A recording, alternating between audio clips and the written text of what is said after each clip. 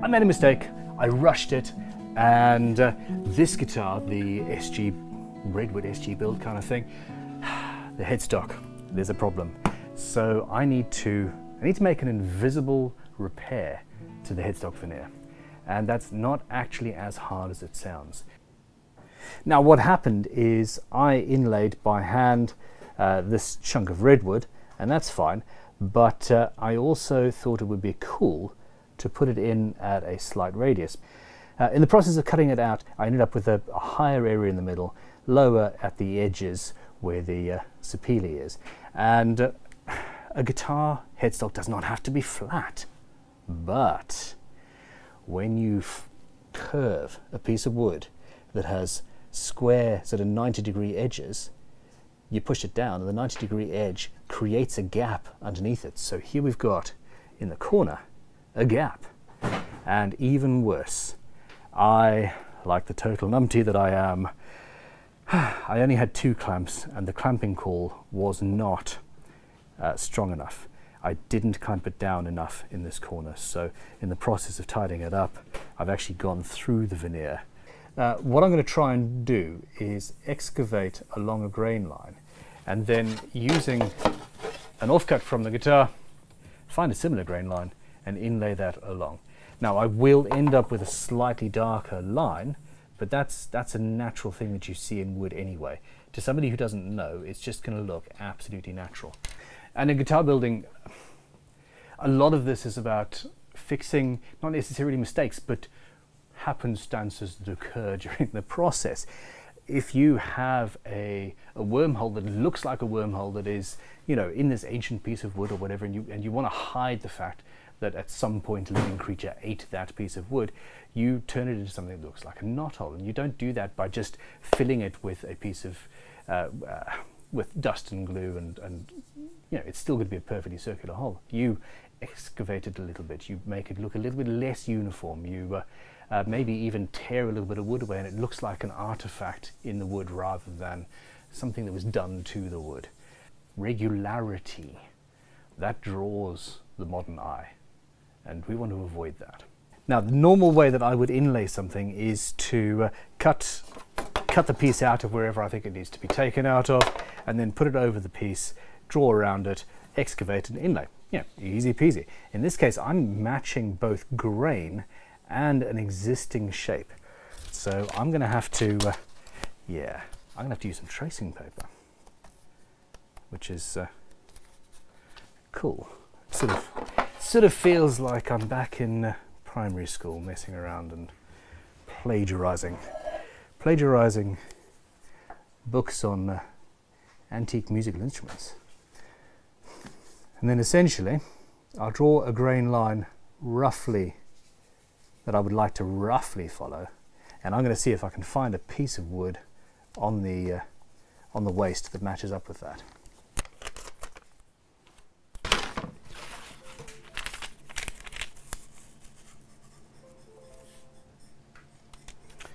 Now, this is a book-matched piece of wood, and this is actually the opposite side of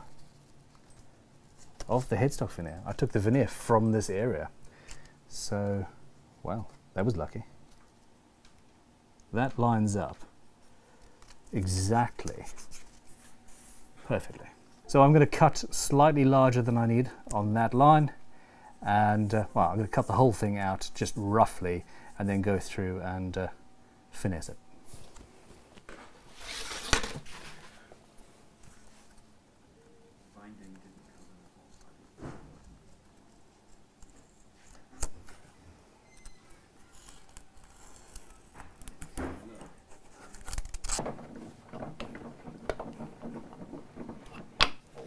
This vise just sucks.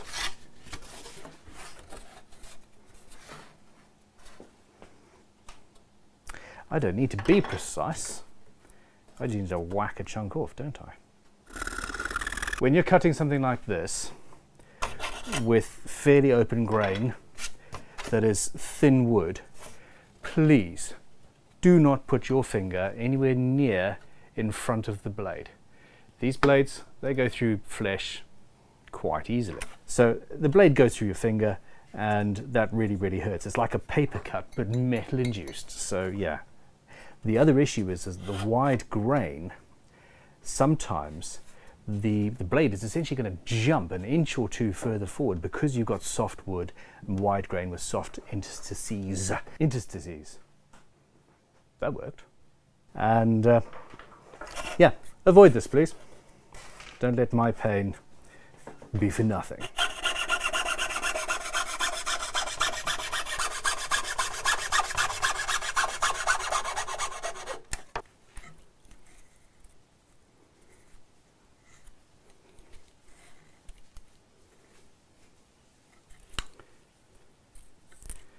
So that's the grain line I want to follow, and interestingly enough, it is also already a darker line than the others around it, which is useful. So I'm going to follow that, leaving all of this waste, and I can customize that to fit the guitar.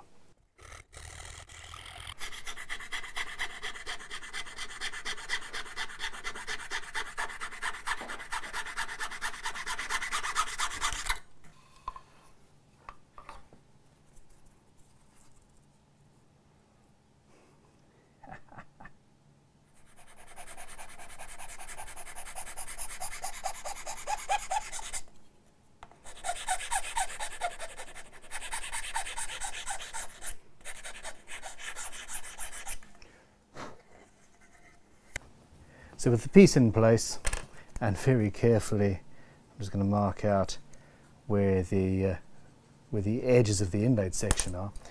I go along and with the scalpel blade mark. Now, this is actually along one of the grain lines, which kind of makes your scalpel blade want to follow it.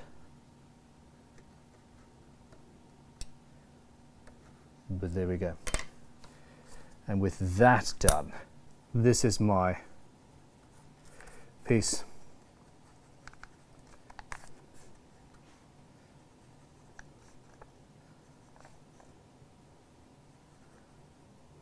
Come on.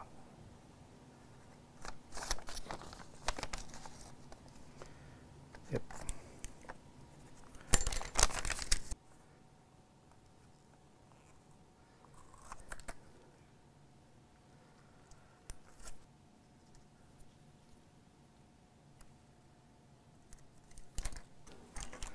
So there's my two lines there.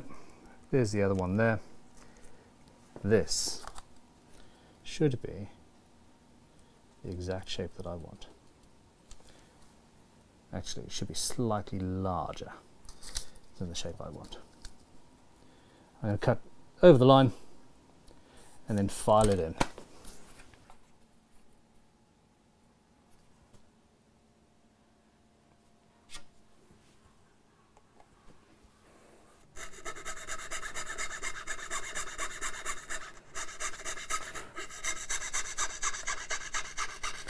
It's important to keep your blade at 90 degrees if you can to the work. Keeps things much more precise.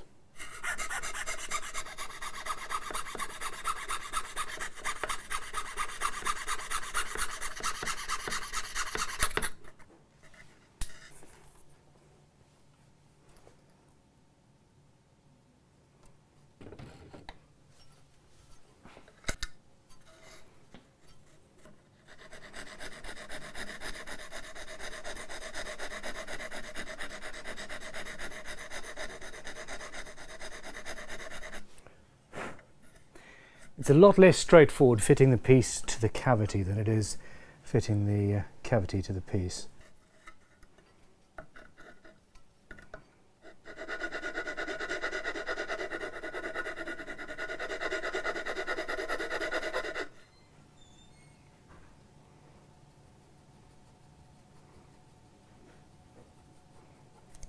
Very close.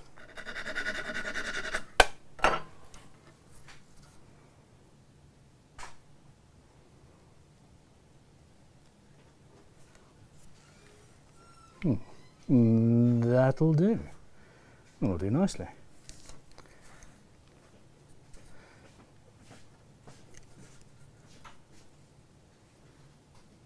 that's pretty close to.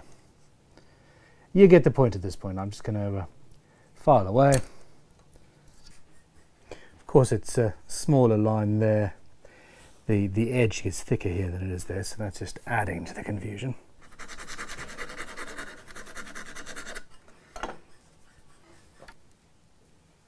It's exactly the right position. All the way around. We match our original cut, and at this point it's just inlay. Mark around it. Excavate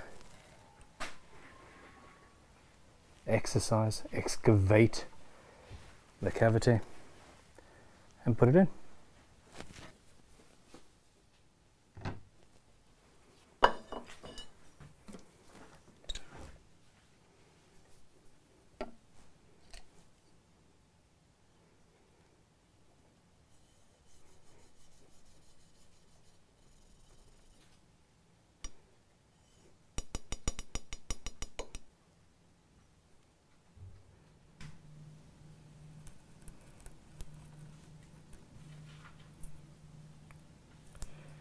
Oh, look at how thin I went with that.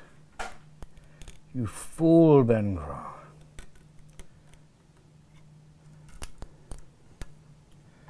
Yeah. That was not very well done originally, people. My apologies. I suck.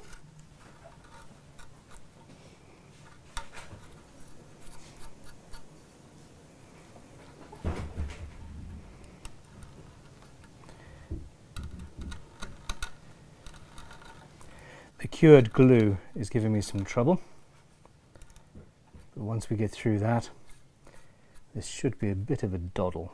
He says, tempting fate unnecessarily.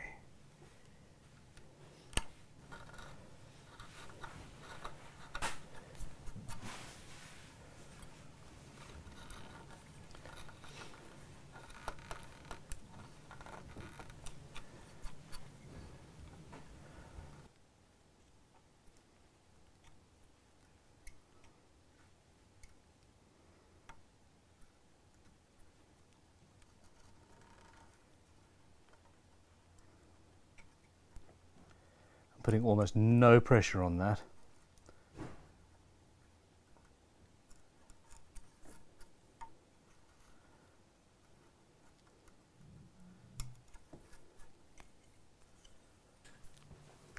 Corners are always problematic, but scalpel blades often help.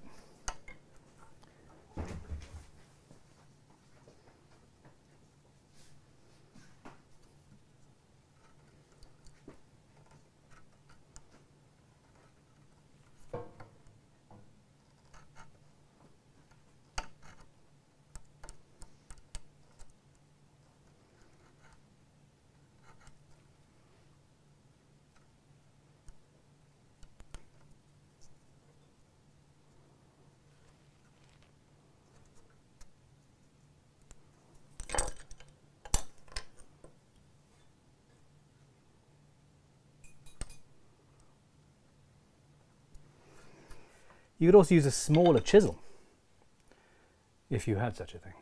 At least most of the way in. Don't slip, don't slip. There we go. Nice.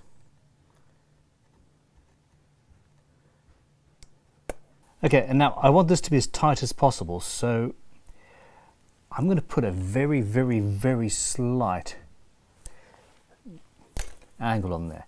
It's almost to the point where I can push it straight down and get it fit. But if I, with a fine file, just cut off that bottom edge at a 3-degree angle, I can put it in, squish it in, and clamp it, and essentially it's going to push everything out just a little bit, meaning I get a really tight joint, hopefully, if it goes according to plan.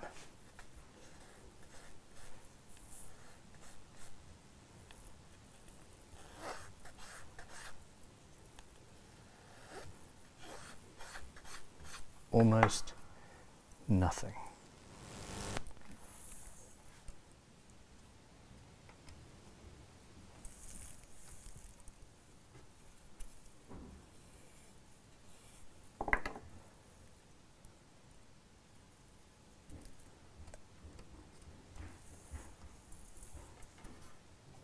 Okay, this is now just fitting absolutely perfectly. So it's time to put glue in and clamp. Not much glue.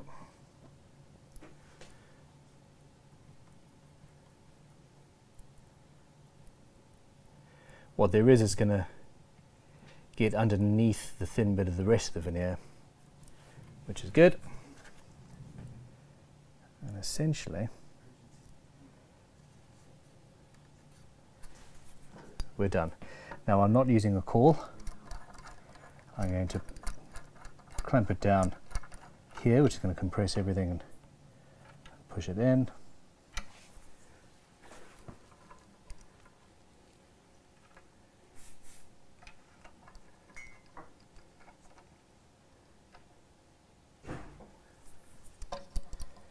This should push it down at both ends and achieve our goals. There we go. So I have even glue spread all the way around. Nothing cracked, apart from my sole, just a little bit.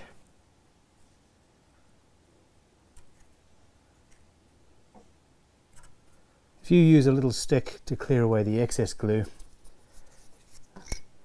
or where required a chisel, scrape it before it's dried, that is a definite improvement on your life later on. Future you will thank you. At this point, if you create a little bit of sawdust and then push it into the edges of the glue, you're also creating some filler. And at the point of gluing, you're going to help get an invisible joint.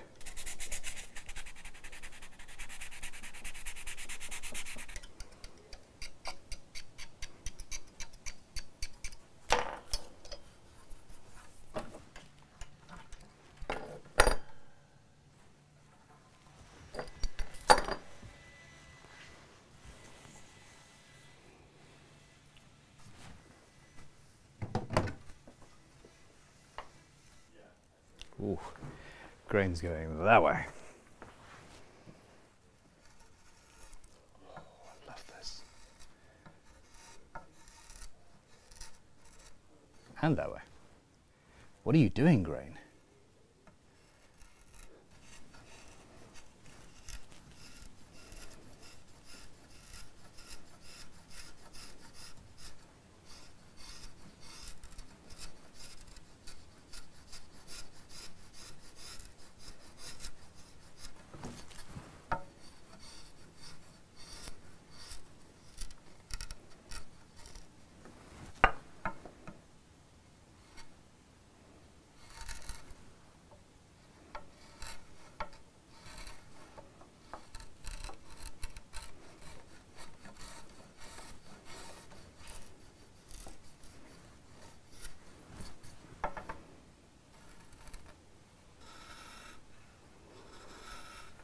I'm having to go entirely across the grain because I don't want this to chip off underneath the level of the headstock, because that would suck.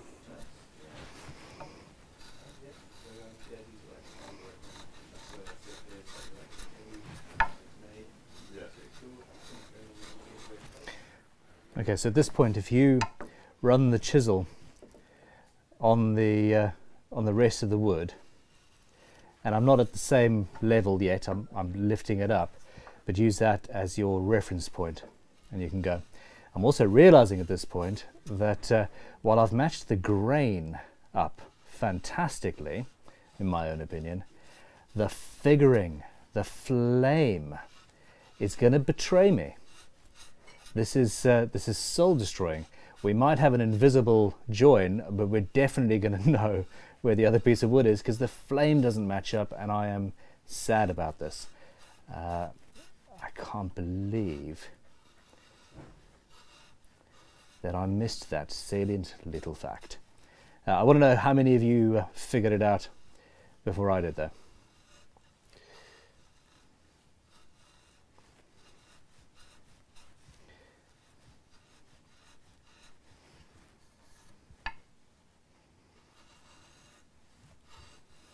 The joy of a really, truly sharp chisel.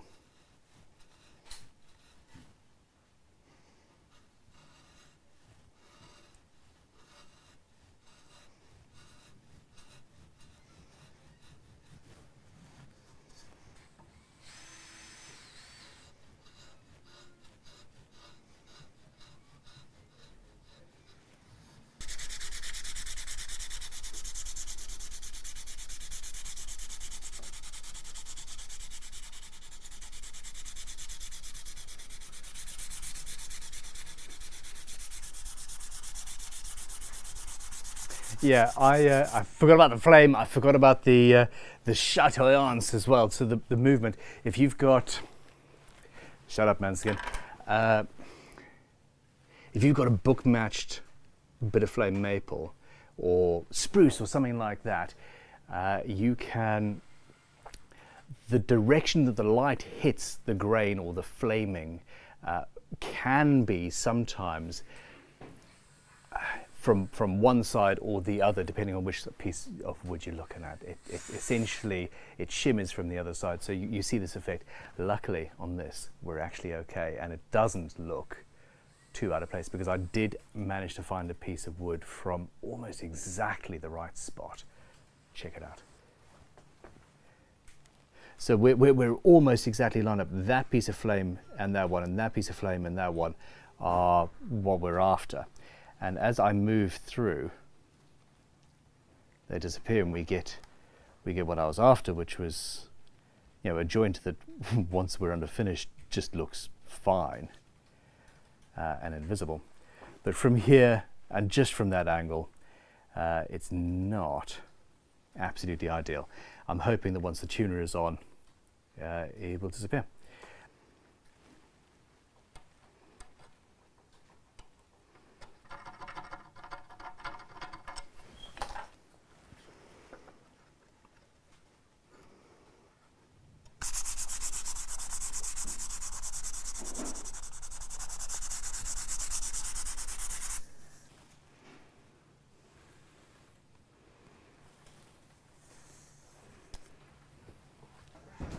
All right, there's a little bit of filling. There's a tiny little gap there, and I want to put in some dust and glue, etc. There might be a little bit there as well, but for now,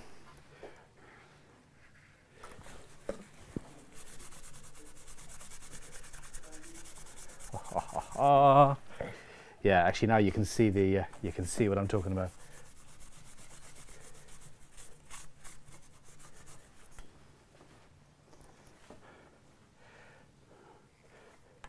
So we know that there is a join there, do we not? But tell me that you would know that a join was there if you didn't know that a join was there, and I'll fight you in the comments.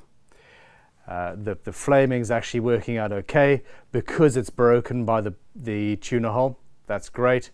There's a little bit there that's underneath the tuner that also could do with some filling. But here we go. I am very happy. Very, very happy indeed. Yeah, look at it from that side. We've really gone. That flame just follows through. That flame just follows through. It's invisible.